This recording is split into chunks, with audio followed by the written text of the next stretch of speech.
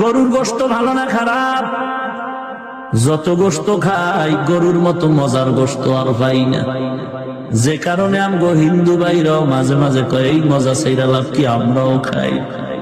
ভারতের ভেতরে গরু জবাই করা নিষেধ, তারপরও লক্ষ লক্ষ গরু জবাই হচ্ছে, কিন্তু গরুর গোশত সবাই খায়নি।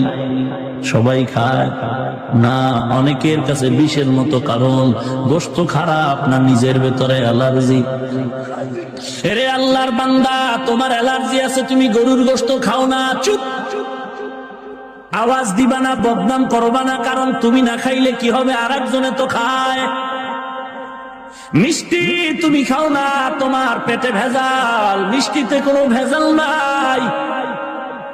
তোমার পেটে ভেজাল হওয়ার কারণে চুপ করে বসে থাকো, বদনাম বলিও না, আরেকজনে খায় আরাম পাচ্ছে। এরে আল্লাহর বান্দা, কথাটা দিয়ে আমি উদাহরণ দিয়ে বুঝাইতে চাই, যাদের কাছে দাওয়াত ও তাবলীগ ভালো লাগে না, পীর মুরিদি ভালো লাগে না, জিকির আজকার ভালো লাগে না, আল্লাহ ওয়ালার কান্না বয়ান ভালো লাগে না, তোমরা চুপ